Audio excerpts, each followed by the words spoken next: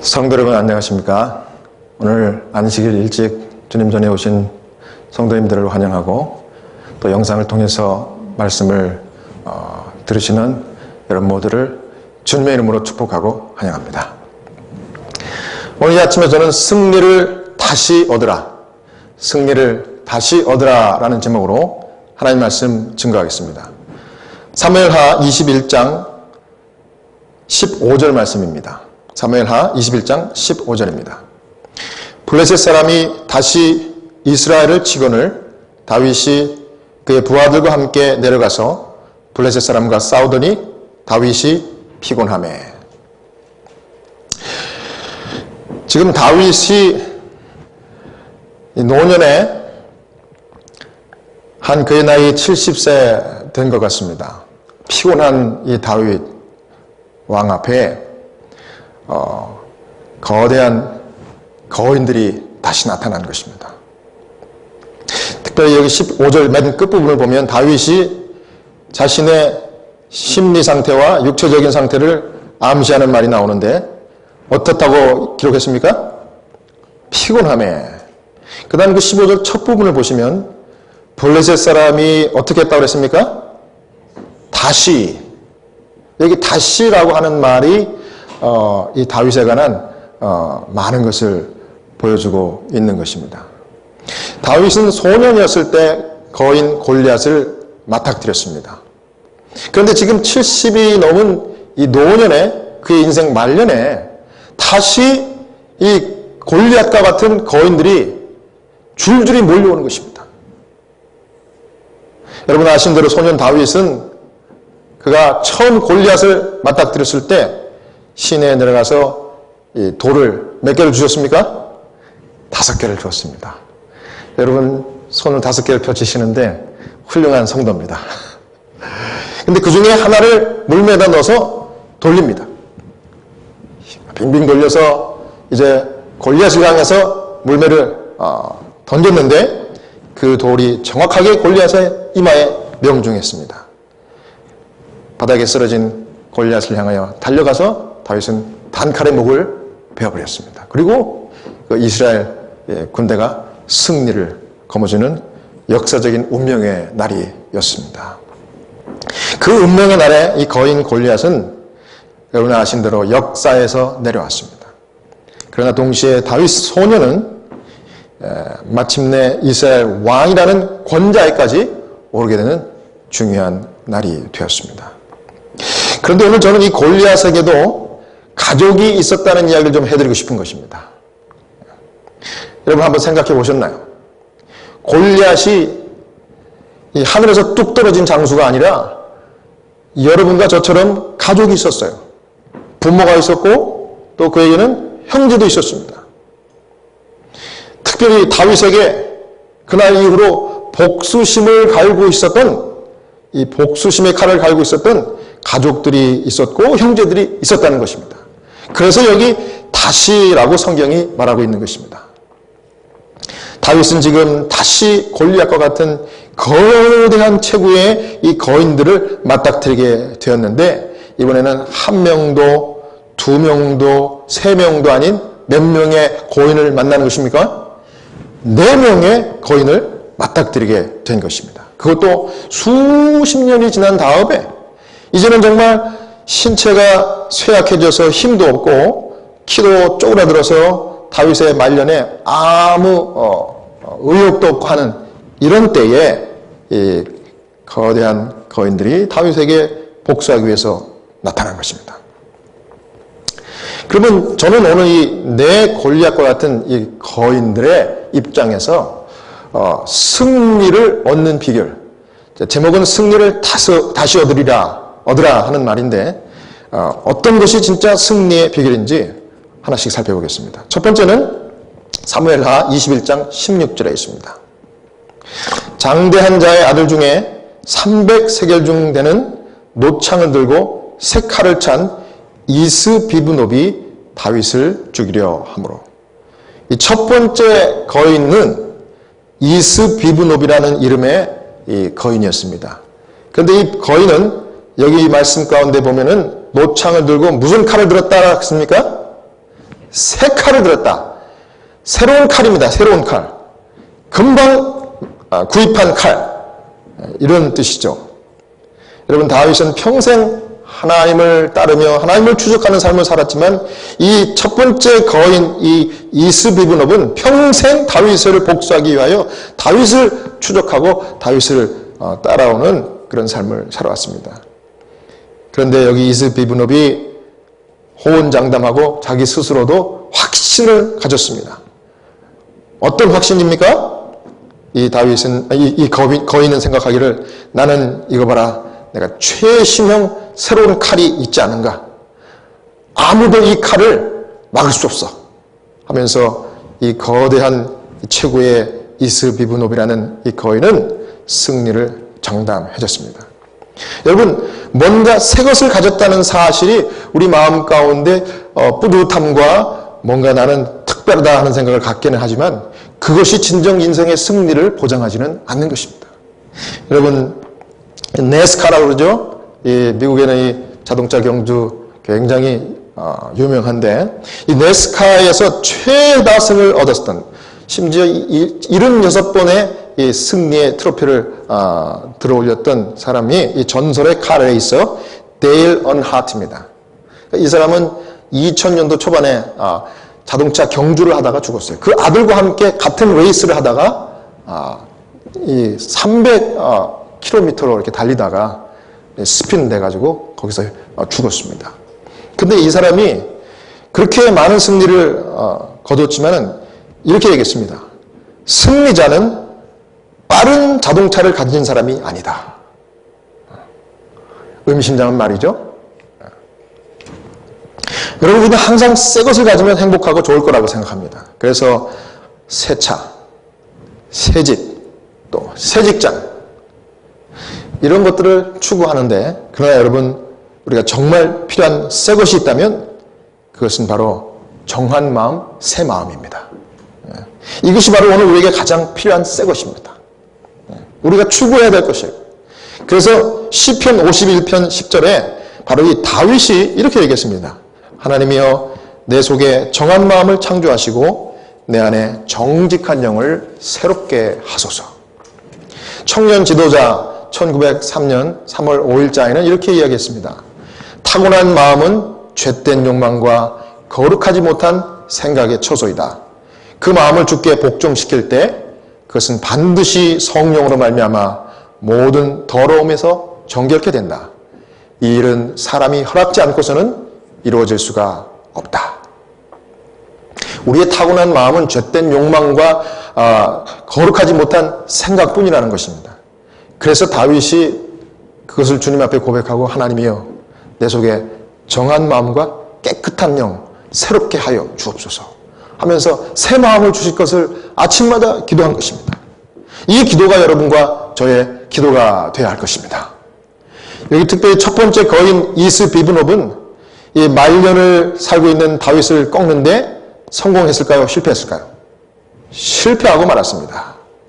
다윗의 동력자, 다윗과 함께 했던 그 친구가 이 이스비브놉을 쳐서 무너뜨렸습니다. 그 다음 두 번째 거인은 누굴까요? 18절에 있습니다. 사무엘하 21장 18절입니다.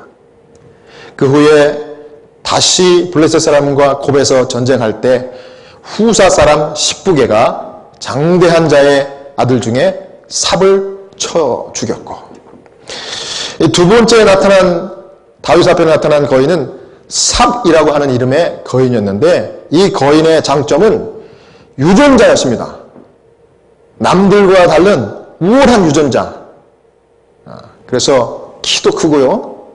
그 다음에 아주 기골이 장대한 그런 아주 요즘 생각하면 아마 이 독일 계통의 이 그런 유전자가 아니었을까. 독일 사람들 기골이 장대하죠. 예, 키도 크고 인물도 좋고 이런 탁월한 유전자를 가진 삽이라고 하는 거인이었습니다.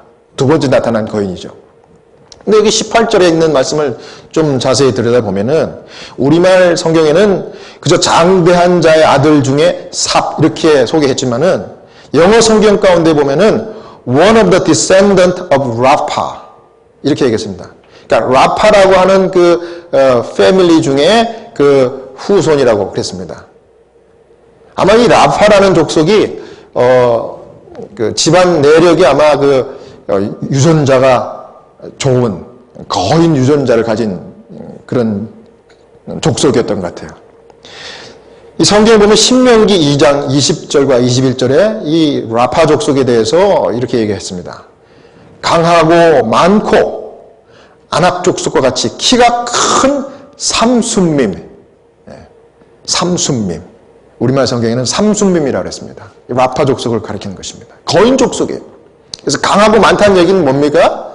기골이 장대한 유전자가 탁월한 집안임에도 일 뿐만 아니라 생산력이 뛰어난, 영어는 productive, 매우 자녀들을 쉽게 생산할 수 있는 아주 유리한 그런 유전자를 가진 족속입니다. 그런데 여기 삽이라고 하는 이 라파 후손은, 이 두 번째 거인은 그래서 생각하기를 나는 이렇게 탁월한 우월한 유전자를 가졌고, 보라 내 큰 키, 이 큰 키와 또 내 이 다리 기럭지를 좀 봐라 말이에요. 그리고 이 허벅지 굵기를 좀 보란 말이지. 타고난 체력을 가지고 태어난 이 삽이라는 거인은 이제 다른 골리앗과 다른 거인들이 하지 못했던 이 다윗을 꺾는 일을 아주 스스로 확신했습니다. 그리고 다윗과 함께 이스라엘 이 나라를 멸망시키리라 호언장담했습니다. 그러나 여러분, 역시 이 두 번째 거인 삽도 결과는 실패로 끝나고 말았습니다. 사랑하는 여러분, 기억하시기 바랍니다. 내가 누구냐가 승리의 비결이 아니라 내가 믿고 있는 하나님이 누구시냐가 승리의 비결입니다. 이것이 다시 승리할 수 있는 그런 열쇠요, 비결인데, 여러분의 부모가 누구냐가 사실은 중요하지 않다는 거죠. 우리의 피부 색깔이 어떤 색깔이냐, 이게 별로 중요하지 않다는 것입니다. 족보나 혈통이 중요한 것이 아니라 바로 우리의 마음속에 임재하시는 거룩한 하나님, 만유의 주이시고 온 우주의 창조주이신 그 승리의 하나님을 모시는 것이 승리의 비결이라는 사실을 우리가 알아야 하는 것입니다. 그러면 성경은 계속해서 지혜의 말씀을 주시는데, 잠언 4장 23절에 무릇 지킬 만한 것보다 더욱 내 마음을 지키라. 생명의 근원이 이에서 남이니라 그랬습니다. 인생이 마음먹기에 딸려 있다고 하지만은 사실은 우리의 영원한 운명이 하나님을 위하여 우리의 마음을 지키는 일에 달려 있습니다. 여러분과 제가 임재하신 하나님을 얼마나 지속적으로 간절하게 모시고 사느냐가 우리의 영원한 운명을 좌우하는 것입니다. 그래서 이 마음을 지키는 것이 중요하다고 강조하면서 잠언 4장 23절에 무릇 지킬 만한 것보다 더욱 내 마음을 지키라. 왜냐하면 그 마음을 지키는 것이 생명의 근원이라는 것입니다. 영원한 승리의 비결이라는 것이죠. 청년 지도자 1903년 3월 5일자에 은혜 가운데서 건전한 성장을 하려면 필수적으로 부지런히 마음을 지키는 일이 있어야 한다. 자기 마음을 지키는 것이 우리가 은혜 가운데 성장하는 비결이라고 그래요. 저는 은혜 가운데, 하나님의 은혜 가운데 믿음이 자라고 정말 성장하기를 간절히 소망합니다. 그런데 어떻게 할 때 우리의 마음을 지킬 수 있고 은혜 가운데 성장할 수 있을까요? 여기 같은 기록에 마음을 지키는 일을 할 때 우리는 도움을 호소하며 은혜의 보좌를 향하여 부르짖는 일에 지치지 말고 매 순간 묵상함으로 기도 중에 있어야 한다. 자, 구체적으로 방법이 여러분 떠오르셨죠? 우리가 묵상 기도하고 매 순간 하나님 앞에 기도하는 마음으로 사는 것입니다. 류비언 헤럴드 1870년 3월 29일자에는 이렇게 기록했습니다. 그리스도인은 조심해서 부지런히 마음을 지켜야 한다. 그는 명상의 습관을 길러야 하며 헌신의 정신을 마음에 품고 있어야 한다. 그대의 마음을 계속 하늘에 머물도록 하는 것은 그대의 모든 친절을 베푸는 일에 힘을 줄 것이며 그대가 행하는 모든 의무에 생명을 불어넣을 것이다. 마음을 하늘의 사물에 머무르도록 훈련시키는 것은 모든 노력에 열성과 생기를 줄 것이다. 여러분, 우리가 명상하는 습관을 가지면, 그리고 하나님을 늘 생각하며 기도하는 삶을 살면은 우리가 하는 일에 힘을 주고 우리가 하는 말에 생명을 불러넣어 준대요. 굉장히 중요한 말입니다. 여러분, 명상을 어떻게 할 수 있을까요? 예수님 생각하는 것입니다. 아, 예수님이라면 이 순간 어떻게 하셨을까? 어떻게 말씀하셨고 어떻게 행동하셨으며 어떠한 표정으로 사람들을 대했을까? 이런 생각을 끊임없이 하는 것입니다. 그분의 위대한 그리고 탁월하신 지혜, 그리고 그분의 자비로우신 모습들을 생각하는 거예요. 그렇게 하면 예수님의 선하심과 사랑과 이 품성의 완전함이 저와 여러분들의 마음을 사로잡게 될 것입니다. 그러면 우리가 가는 곳마다 하나님의 생명을 보여주고 전달할 수 있으며 우리가 하는 말과 행동을 통해서 그들에게 힘과 용기를 줄 수 있는 것입니다. 여러분, 이렇게 할 때 우리가 주변 사람들에게 유익한 그리스도인이 될 수 있습니다. 여러분, 주변 사람들에게 유익한 그리스도인이 되는 것이 하나님의 뜻이에요. 말이 신선하고요. 또 사람들에게 위로가 되는 거예요. 우리 말을 듣는 사람들에게 이 변화시키는 능력을 가져다 줄 수가 있어요. 어떤 분들은 참 말을 청산유수 잘 해요. 근데 그 말이 마음 가운데 위로가 되지 않을 때가 있습니다. 오히려 잡음처럼 너무 시끄럽게만 들릴 때가 있어요. 그때 하나님께서는 우리에게 오히려 도전적으로 우리가 주님을 명상함으로 신선한 말과 위로가 되는 그런 사람이 되라는 것입니다. 능력을 전달하는 전달자가 되도록. 그래서 영혼을 녹여주고 하나님을 신뢰하게 도울 수 있는 그런 사람이 되는 것입니다. 이것이 하나님의 뜻이에요.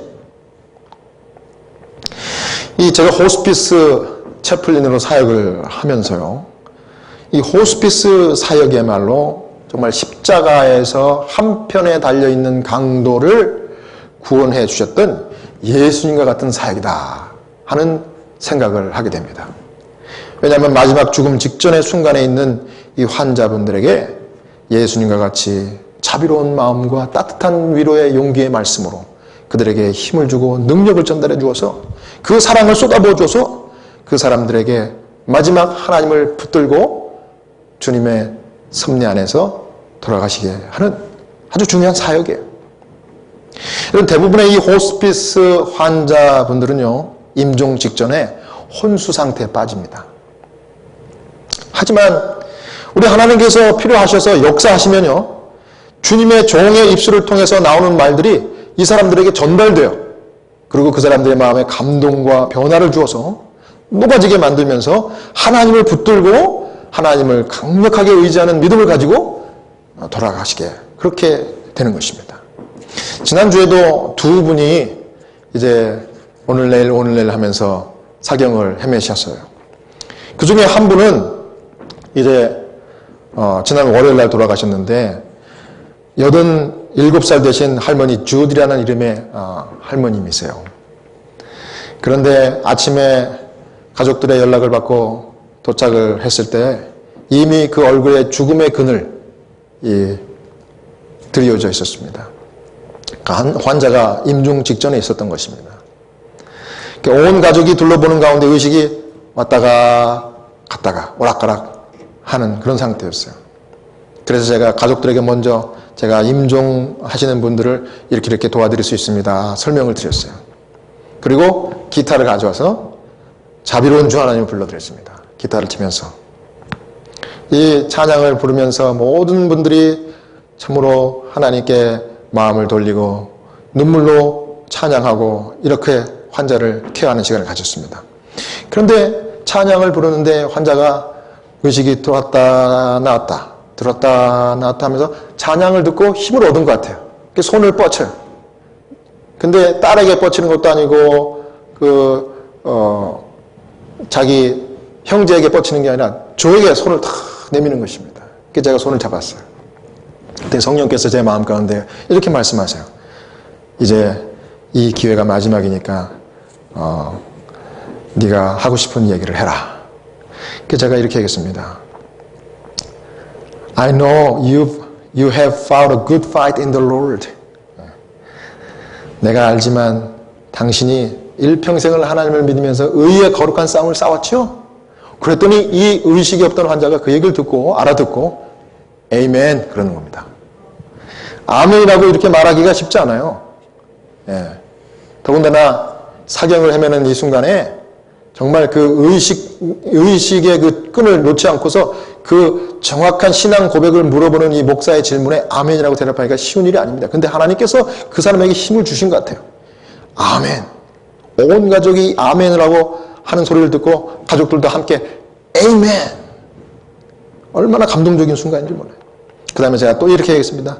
하나님이 여태 우리 주디와 함께 계셨고 지금도 이 자리에 계시고 앞으로도 계속 함께 하실 것입니다. 하나님을 굳게 믿으십시오. 그랬더니 또 이 환자가 에이멘 그래요. 얼마나 감격스러운 순간입니까? 지체할 수 없어 제가 손을 잡고 기도합시다. Let's pray. 하나님 이 영혼을 불쌍히 여겨 구원하여 주시고 사랑으로 인도하여 주시옵소서. 주 안에서 소망으로 잠들게 하여 주시옵소서. 예수 이름으로 기도합니다. 에이멘. 기도 끝나고 다시 무의식으로 돌아갔어요. 역시 예상한 대로 그날 저녁 이분이 돌아가셨는데 가족들 얘기로는 정말 평화로운 모습으로 돌아가셨대요. 여러분 감사한 그 찬양이 절로 나오는 그런 얘기 아닙니까? 할렐루야.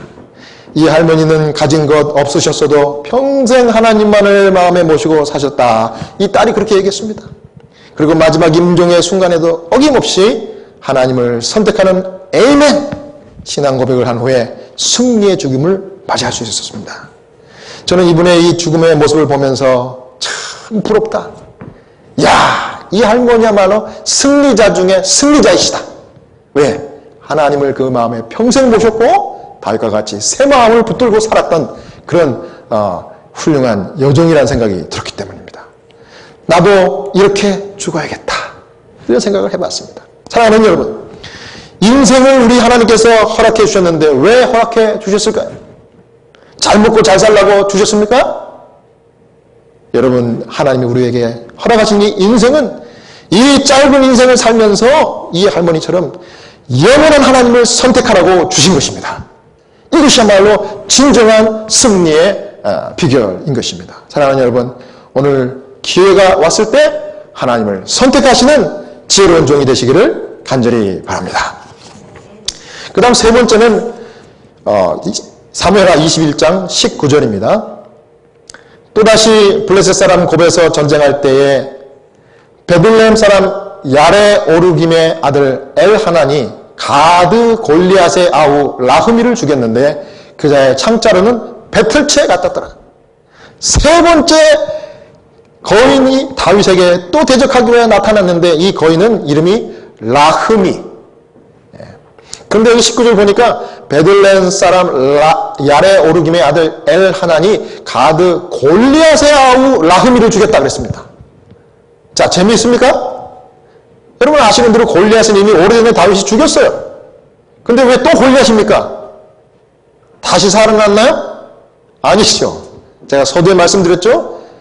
바로 이 라흠이라는 사람은 죽은 골리앗의 다른 형제예요. 아마 이 골리앗이라는 이름이 last name, 이 가족의 이 성씨가 골리앗인 것 같아요. 그 first name은 라흠이에요, 라흠이. 예상하신 대로 이 자기의 형제가 다윗에게 오래전에 살해당했을 때 그때부터 복수의 칼을 갈았던 거예요. 이 골리앗이. 또다시 골리앗이 나왔어요. 그런데 이 골리앗이 어떻게 속으로 확신했습니까? 보라! 이거 보라! 나는 이렇게 큰 키를 가졌단 말이지.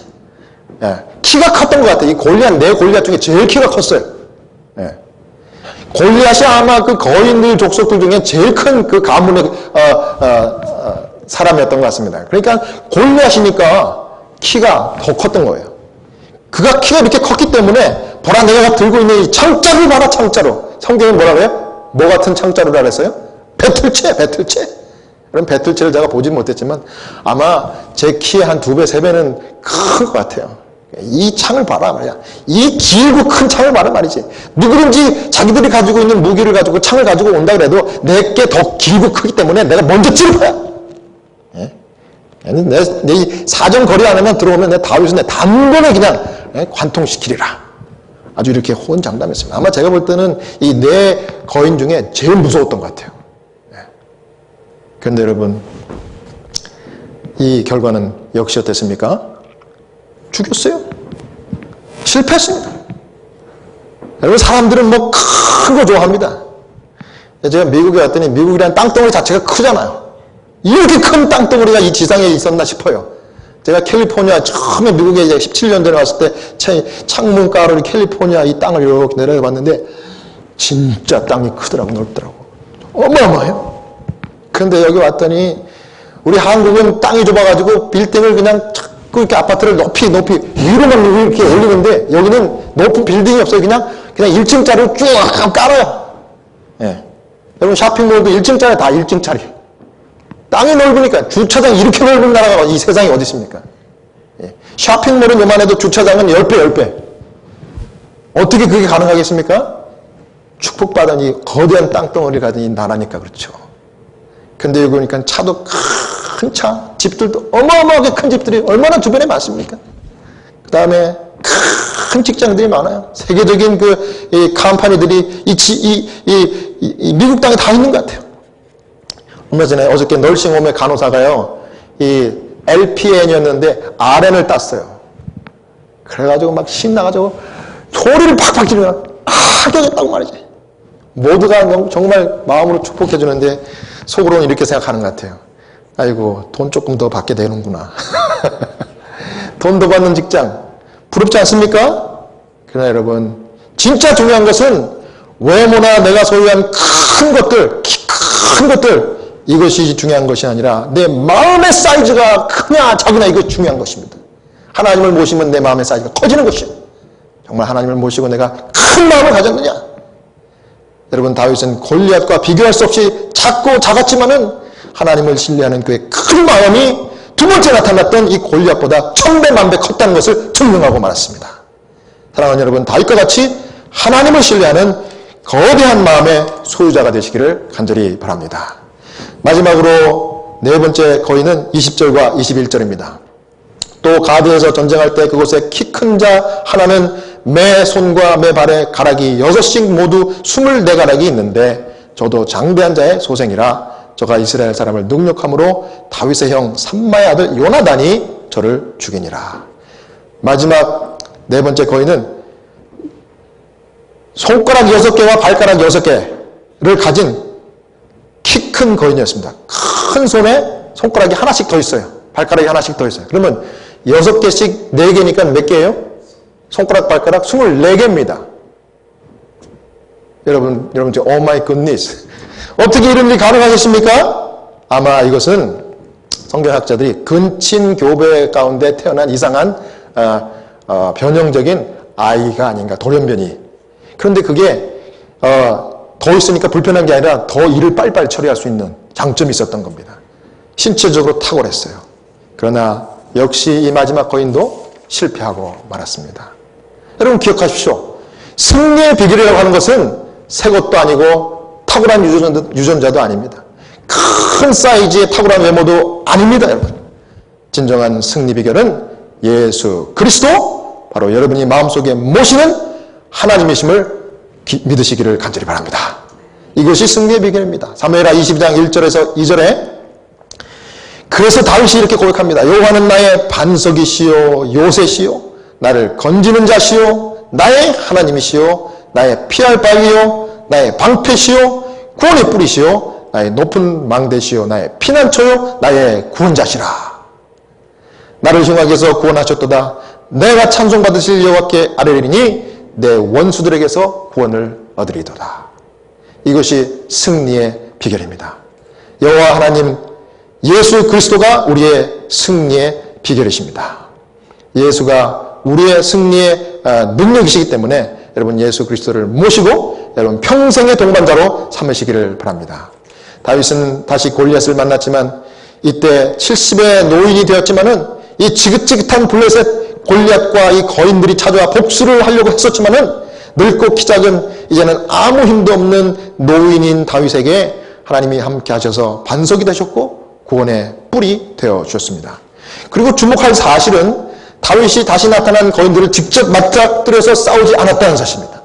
여러분 이미 우리가 성경을 읽었지만은 몇 명의 골리앗을 몇 명의 거인을 다윗이 직접 물리셨어요?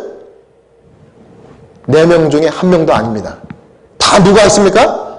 다 다윗의 신하들, 다윗의 친구들, 다윗의 동생이 나타나서 그렇게 했던 것입니다. 여러분 이것은 참 중요한 교훈을 주는데요. 여러분이 연약하다고 느낄 때, 외롭다고 생각될 때 인생의 문제와 혼자 싸우지 마십시오. 왜요? 여러분에게는 누가 있어요? 다윗의 친구들처럼 대신 싸워줄 믿음의 친구가 있습니다. 어디에 있습니까? 교회에 있습니다. 그래서 교회에 나와야 하는 것입니다. 그래서 이 성전에 나와서 찬양하고 경배하며 성도의 계절을 나와야 하는 것입니다. 왜냐하면 여기 우리와 대신 싸워줄 친구가 있기 때문에 그런 것입니다.